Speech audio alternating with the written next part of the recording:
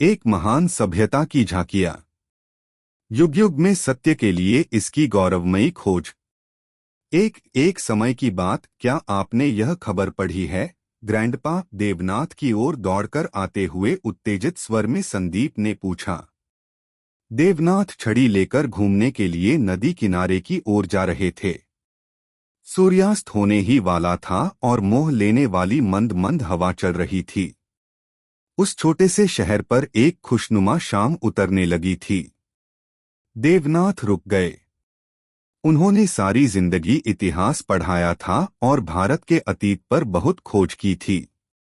उनके पास बहुत से योग्य छात्र थे, लेकिन उनमें से कोई भी अपने विषय में संदीप के समान जिज्ञासु नहीं था।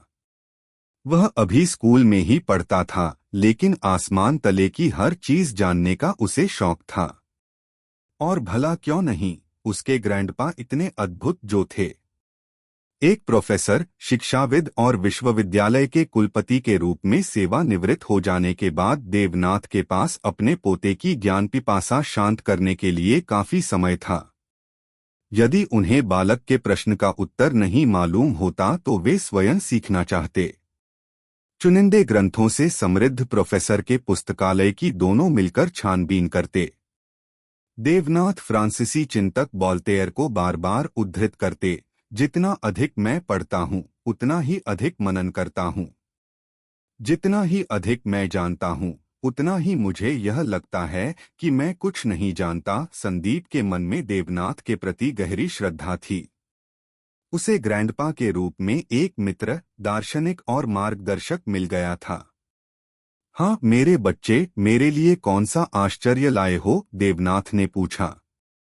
ग्रैंडपा, हम लोगों के प्राचीन साहित्य में एक महान नदी सरस्वती का वर्णन आता है, लेकिन यह कहीं दिखाई नहीं देती।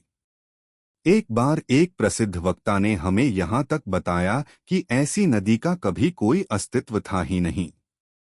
लेकिन इस पत्रिका में एक रिपोर्ट छपी है कि लैंडस्टेट नामक उपग्रह ने उस नदी के मार्ग का फोटो लिया है। 14 किमी चौड़ी यह नदी हिमालय से बहती थी। बिल्कुल ठीक मेरे बच्चे। इतना ही नहीं, कुछ और भी है। कुछ ही वर्षों पहले एक जानेमाने पुरातत्व वैज्ञानिक पॉल हेनरी फ्रैंकफर्ट ने इस महान नदी पर पूरी तरह से शोध किया है। उसके विचार में यह नदी 4000 वर्ष से भी पहले, शायद बहुत लंबे समय तक सूखा पड़ने के कारण सूख गई। एक और नदी द्रिसद्वती का भी यही हाल हुआ। क्या यह कुछ अजीब सा नहीं लगता जब कुछ लोग यह कहें कि इनका अस्तित्व कभी था ही नहीं? अजीब सा नहीं। वास्तव में हम लोगों को भारत के अतीत के बारे में बहुत कम जानकारी है। सैकड़ों वर्षों तक हम तामसिक जीवन जीते रहे। हम लोगों ने खोज, गवेषणा या अनुसंधान में पहल नहीं की, परंतु पश्चिम के अध्ययनशील विद्वानों ने हमारे लिए बहुत कुछ किया। उन्होंने सांची जैसे स्मारक और अजंता तथा एलोरा जैसे कला के खजानों को ढूंढ निकाला। उन्होंने हमारी बहुत प्राचीन महत्वपूर्ण पांडुलिपियों की खोज की और उनमें संकलित ज्ञान के बारे में हमें बताया। लेकिन साथ ही उन्होंने कुछ ऐसे सिद्धांत प्रस्तुत किए जो असत्य निकले। उदाहरण के लिए, उन्होंने यह कहा कि आर्यों ने बहुत पहले भारत पर आक्रमण किया था और यहाँ के मूल निवासी द्रविड़ों से युद्ध किया था। हमारे अपने इतिहासकारों और अध्यापकों ने इसकी सत्यता की जांच किए बिना उस सिद्धांत को स्वीकार कर लिया। हमारी इतिहास की पुस्तकों में यह सिद्धांत पढ़ाया गया। लेकिन आज कोई भी गंभीर विद्वान इस बात को देख सकता है कि इस सिद्धांत के समर्थन में प्रमाण का लेश मात्र भी नहीं। दूसरी ओर इससे भारत को बहुत क्षति पहुंची। हमने अपने आप को दो भिन्न जातियों के रूप में देखा, ग्रैंडपा ने संदीप को समझाते हुए बताया। ग्रैंडपा, जब नदी सूख गई तो इसके तट पर रहने वाले लोगों की क्या दशा हुई होगी? ये दोनों अब नदी के किनारे किनारे टहलने लगे। देवनाथ का उत्साह बढ़ गया। उन्होंने कहा, उन्हें संकट का सामना करना पड़ा होगा, किंतु यह संकट अचानक एकदम नहीं आया होगा। नए चरागाह की तलाश में वे थोड़े थोड़े करके कहीं और चले गए होंगे। यह एक विशाल देश था और स्थान का अभाव नहीं था। लेकिन सरस्वती नदी के किनारे जो संस्कृति और साहित्य उन्होंने विकसित किया, वे उनकी महानतम विभूति, हमारे देश के महानतम गौरव बन गए। वे वेद कहे जाते हैं। क्या उन ग्रंथों को वे जहां जहां गए अपने साथ ले गए? देवनाथ मुस्कुराए और बोले, हाँ, वे वेदों को साथ लेकर जाते रहे, पर केवल अपनी स्मृति में। यद्यपि उन्हें लिखने की कला मालूम थी, फिर भी वे वेदों को कंठस्थ करने की विद्या का अभ्यास करते थे। और ध्यान रहे, चार चार वेद, ऋग्वेद, यजुर्वेद, सामवेद और अथर्ववेद। अविश्वसनीय। संदीप ने विस्मय के साथ, अविश्वसनीय हम लोगों के लिए, लेकिन उनकी जीवन शैली हम लोगों से बिल्कुल भिन्न थी। मेरा तात्पर्य यह नहीं है कि उस लुप्त सभ्यता का हर व्यक्ति वेदों को कंठाग्र कर सकता था, लेकिन जो ऐसा करते थे वे ऋषि कहलाते थे, यानी दृष्टा और मुनि। वे समाज के शिक्षक थे। उन्हें धारणा यानी मन की एकाग्रता की शक्तियों की सिद्धि प्राप्त थी। वे वेद के स्तोत्रों का पाठ एक विशेष लय के साथ करते थे, जिससे उन्हें न केवल शब्दों को याद रखने में बल्कि उनके शुद्ध उच्चारण और विराम में भी सहायता मिलती थी। लेकिन वे इतना कष्ट क्यों करते थे, ग्रैंडपा? मैं जानता था तुम यह प्रश्न पूछोगे। संदीप, जब हम किसी चीज के लिए कष्ट उठाते हैं तो हम किसी आनंद या लाभ के लिए ऐसा करते हैं। लेकिन ऋषियों ने न तो आनंद के लिए और न लाभ के लिए ऐसा किया। वे जिज्ञासु थे, सत्य के अन्वेषक थे। वे जीवन की पहेलियों और आधारभूत समस्याओं का समाधान खोज रहे थे। हमारे जीवन का उद्देश्य क्या है? मृत्यु के पश्चात हमारा क्या होता है? हमें दुख क्यों होता है? आदि आदि। उनका विश्वास था कि वेदों में इन सभी प्रश्नों के उत्तर हैं। लेकिन वेदों को किसने लिखा, यह एक रहस्य है। जैसे हम पुस्तकें, रिपोर्ट या पत्र लिखते हैं, उस अर्थ में उन्हें किसी ने नहीं लिखा। ऋषियों ने उन्हें सुना। इसीलिए इन्हें श्रुति भी कहते हैं, यानी जो ज्ञान सुना गया हो। उनका विश्वास था कि चेतना के ऐसे उच्चतर लोक हैं जहां से प्रेरित शब्दों के रूप में मानव चेतना में सत्य उतर सकते हैं। काश वे सत्य मुझ में भी उतर पाते, संदीप ने नकली गंभीरता के स्वर में कहा। वे भी हमारी तरह मनुष्य थे, संदीप। यदि उनके साथ ऐसा हो सकता था तो तुम्हारे साथ भी हो सकता है। नचिकेता तुमसे बहुत छोटा था जब उसने मृत्यु के बाद के जीवन के रहस्य को ढूंढ निकाला। नचिकेता, यह नाम परिचित सा लगता है। बस इतना ही।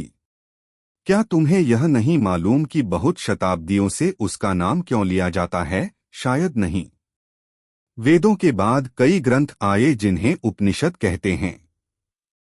एक ऐसी ही उपनिषद में, जिसे कठोपनिषद कहते हैं, नचिकेता का वर्णन है। उसके पिता मुनि वाजश्रवा यज्ञ कर रहे थे। यज्ञ की पूर्णाहुति पर वे ब्राह्मणों को अपनी वस्तुएं दान दक्षिणा में दे रहे थे। बालक नचिकेता ने यह सब ध्यान से देखा। फिर अपने पिता के पास आकर बोला, आपने मुझे किसे दान में दिया? उसने इस प्रश्न को कई बार दोहराया, जिससे उसके पिता नाराज हो गए और क्रोध से बोले, यम को। नचिकेता चुपचाप यम के पास पहुंच गया, जो और कोई नहीं बल्कि मृत्यु के देवता हैं। परंतु यम अपने निवास पर नहीं थे। नचिकेता 3 दिनों तक भूखा प्यासा उनके द्वार पर प्रतीक्षा करता रहा। बालक की सच्चाई से प्रभावित होकर 3 दिनों तक धैर्यपूर्वक प्रतीक्षा करने के बदले यम ने उसे 3 वरदान दिए। तथास्तु, यम ने कहा। मुझे मृत्यु का रहस्य बताइए। मनुष्य के देहांत के पश्चात आत्मा कहाँ जाती है? कृपया इसका ज्ञान दीजिए। नचिकेता ने तीसरा वरदान मांगा। यम को एक छोटे बालक से ऐसे प्रश्न की उम्मीद नहीं थी। वत्स, मृत्यु और आत्मा का ज्ञान तुम्हारे लिए नहीं है। तुम कुछ ऐसी चीज मांगो जो तुम्हें प्रसन्नता दे सके, दीर्घ जीवन, समृद्धि और शक्ति। हे करुणा निधान, इनमें से कुछ भी सच्चा सुख नहीं दे सकता। हमें वही ज्ञान दीजिए जिसके लिए मैंने प्रार्थना की है। केवल वही ज्ञान मुझे बचा सकता है। नचिकेता ने आग्रह किया। अंत में यम ने नचिकेता को आत्मा का ज्ञान प्रदान किया जो मृत्यु से परे है और जन्म जन्म का शाश्वत यात्री है। नचिकेता प्रबुद्ध होकर घर लौटा और एक महान ऋषि के रूप में प्रख्यात हुआ। यम का निवास स्थान मालूम करना क्या उनके लिए संभव था? संदीप ने विनोद के स्वर में पूछा। मेरे बच्चे, ऐसी कहानियों को केवल उनके कथानक की रूपरेखाओं से नहीं समझना चाहिए। इनके पीछे सच्चा भाव छिपा रहता है। कृषि वाजश्रवा मात्र क्रोध करने वाला या बेटे को शाप देने वाला नहीं था। यदि इतना ही होता तो उपनिषद में इस प्रसंग के लिए कोई स्थान न होता। मैं समझता हूं कि उसने अपने बेटे को एक दायित्व सौंपा। उसने मृत्यु के रहस्य पर ध्यान करने का कार्यभार दिया। नचिकेता ने उस समस्या पर 3 दिनों तक चित्त एकाग्र किया होगा। इस अवधि के अंत में उसे यह रहस्योद्घाटन हुआ होगा कि आत्मा अमर है। देवनाथ ने कथा का विश्लेषण करते हुए समझाया। आश्चर्यजनक। संदीप प्रसन्नचित्त दिखाई पड़ा। मेरे पिता मेरी अनुपस्थिति में चिंतित होंगे, उन्हें शांति प्रदान कीजिए। नचिकेता ने पहला वरदान मांगा। तथास्तु, यम ने कहा। मुझे स्वर्ग का ज्ञान बताइए। नचिकेता ने दूसरा वरदान मांगा। तथास्तु, यम ने कहा। मुझे मृत्यु का रहस्य बताइए। मनुष्य के देहांत के पश्चात आत्मा कहाँ जाती है? कृपया इसका ज्ञान दीजिए। नचिकेता ने तीसरा वरदान मांगा। यम को एक छोटे बालक से ऐसे प्रश्न की उम्मीद नहीं थी। वत्स, मृत्यु और आत्मा का ज्ञान तुम्हारे लिए नहीं है। तुम कुछ ऐसी चीज मांगो जो तुम्हें प्रसन्नता दे सके, दीर्घ जीवन, समृद्धि और शक्ति। हे करुणा निधान, इनमें से कुछ भी सच्चा सुख नहीं दे सकता।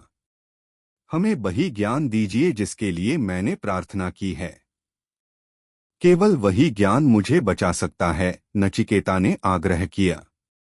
अंत में यम ने नचिकेता को आत्मा का ज्ञान प्रदान किया जो मृत्यु से परे है और जन्म जन्म का शाश्वत यात्री है।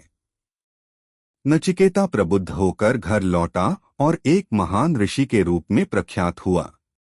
यम का निवास स्थान मालूम करना क्या उनके लिए संभव था? संदीप ने विनोद के स्वर में पूछा। मेरे बच्चे, ऐसी कहानियों को केवल उनके कथानक की रूपरेखाओं से नहीं समझना चाहिए। इनके पीछे सच्चा भाव छिपा रहता है। कृषि वाजश्रवा मात्र क्रोध करने वाला या बेटे को शाप देने वाला नहीं था। यदि इतना ही होता तो उपनिषद में इस प्रसंग के लिए कोई स्थान न होता। मैं समझता हूं कि उसने अपने बेटे को एक दायित्व सौंपा। उसने मृत्यु के रहस्य पर ध्यान करने का कार्यभार दिया। नचिकेता ने उस समस्या पर 3 दिनों तक चित्त एकाग्र किया होगा। इस अवधि के अंत में उसे यह रहस्योद्घाटन हुआ होगा कि आत्मा अमर है। देवनाथ ने कथा का विश्लेषण करते हुए समझाया। आश्चर्यजनक। संदीप प्रसन्नचित्त दिखाई पड़ा।